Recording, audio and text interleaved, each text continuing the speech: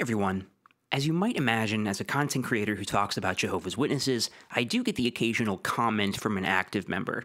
And I love getting comments from current Jehovah's Witnesses. I'd love to be able to engage more thoroughly with the criticisms and concerns of believers, but I don't get as many JW comments as you might think or as I might hope. Witnesses are forbidden from reading anything critical about their religion, let alone engage with such content by commenting on it.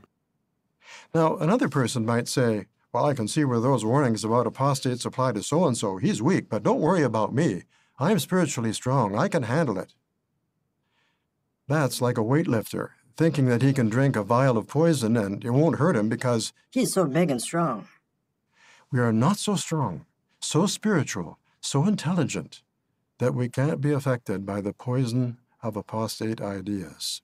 So it's a little surprising that I get comments from JWs at all, but you know how it is. As Arthur from Inception taught us, I say to you, don't think about elephants. What are you thinking about? Elephants. So let's address the elephant in the room. Sorry. Now, most of the comments I receive from JWs aren't really worth responding to, if I'm being honest. I get the sense that they're just blowing off steam, like this person here. It's sad to see this video was a video of lies and hate because he does not want to accept the truth, but wants to commingle as a world. And generally speaking, as soon as I reply, they delete their comment immediately, presumably because they realized, uh-oh, I wasn't supposed to be doing this anyway, and now the apostate is talking to me. And that's what happened here. I asked if they could name a lie or a hateful thing in the video, and 2 minutes later, their comment was gone. But one commenter in particular is persistent. Vusi M. Ever since I started my channel, he's posted slight variations of this same comment on every one of my videos, sometimes multiple times a week, and typically, I respond to it with something highbrow and reasonable, like, hello, Mr. Vusi, I'm not quite sure what you mean, but I'd love to address your concerns in a thoughtful and mature manner. Thank you for engaging with my videos despite our differing beliefs. But again, he deletes his comment like a second after I respond. Until now. He commented on my Lloyd video, and for whatever reason, this time he kept it up. And then he commented the same thing on another video later that week. And you know what they say about feeding the trolls? You should do it because if you give them food, you can make a YouTube video about it. So that's what we're going to do today. We're going to address a Jehovah's Witnesses criticism of my videos, or maybe just criticisms of my existence as a person. XJWs are working for who? John 8:44, 2 Corinthians 11:14-15, and what is their future according to the Bible? Psalms 37:20, 2 Peter 2:1-3. And now we get to play a fun game, which is, what is this person talking about? For whatever reason, most of the JW comments I get are a little tough to understand. But wants to commingle as a world. But I think the person is asking, who are XJWs working for, according to these two scriptures? And secondly, what is their future? So let's look at John 8:44. You are from your father the devil, and you wish to do the desires of your father. That one was a murderer when he began, and he did not stand fast in the truth, because truth is not in him.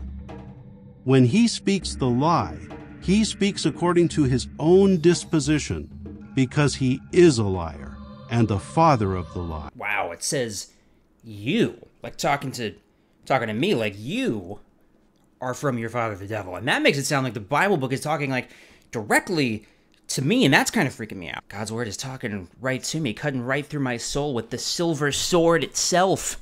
It's a floppy sword. There are some quotation marks here, so that probably means that Jesus is talking to somebody. So let's figure out who is talking about what and to whom.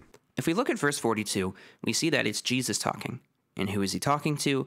Verse 31 tells us the Jews who had believed him. And if we continue on through verse 38, we see that he's specifically talking to Jews who are trying to kill him. So this verse, at a glance, appears to be a passage where Jesus tries to reason with a group of Jewish people in the first century who are trying to kill him, and not, as Visu says, about XJWs and who they're working for. Hey, it's Future Jake editing the video, and I've noticed a couple things that need addressed. One, at some point I start referring to Vusi as Visu, and that's just an accident, so sorry, Vusi, if you're watching, assuming I ever said your name correctly in the first place.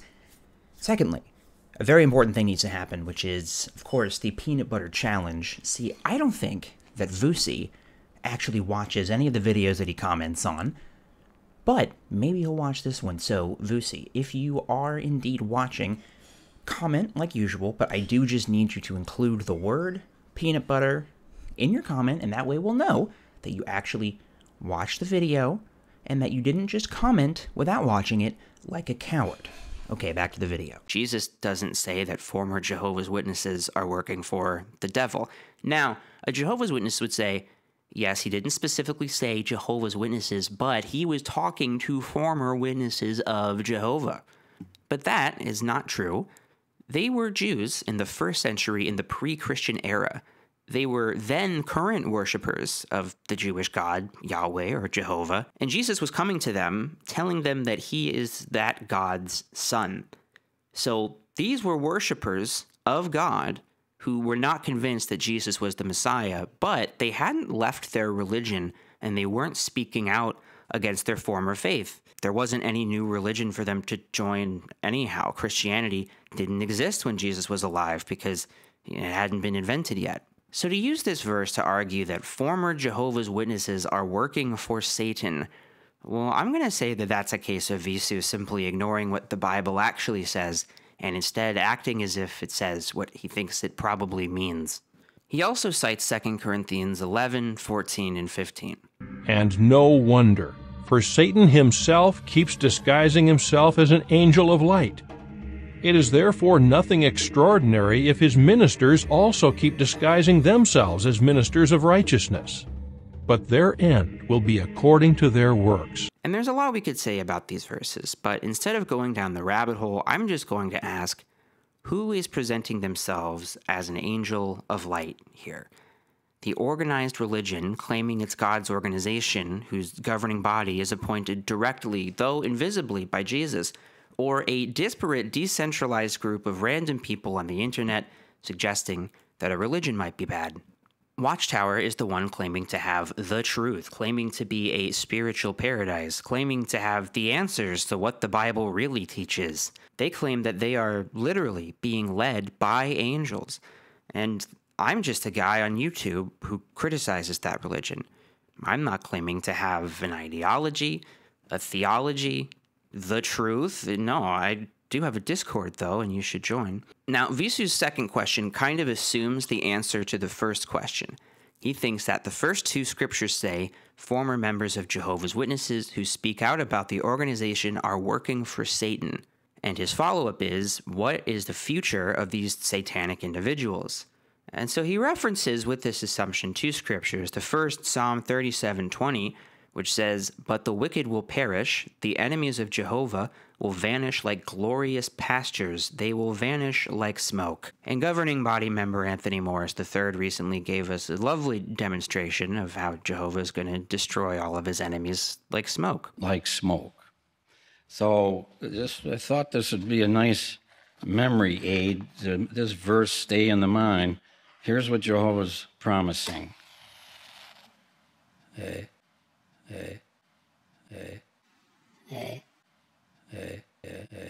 So I thought this would be a nice memory aid to this verse stay in the mind.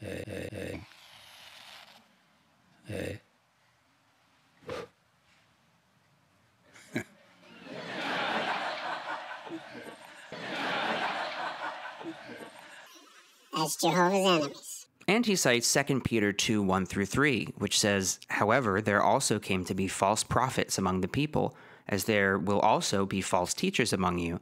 These will quietly bring in destructive sects, and they will even disown the owner who brought them, bringing speedy destruction upon themselves. Furthermore, many will follow their brazen conduct, and because of them, the way of the truth will be spoken of abusively. Also, they will greedily exploit you with counterfeit words, but their judgment, decided long ago, is not moving slowly, and their destruction is not sleeping." So good old Visu here is giving us ex-JWs an encouraging reminder that we're all going to be destroyed. And it's tough to argue with folks like Visu on this. I could argue that Watchtower's critics don't see themselves as enemies of Jehovah or even enemies of Jehovah's Witnesses.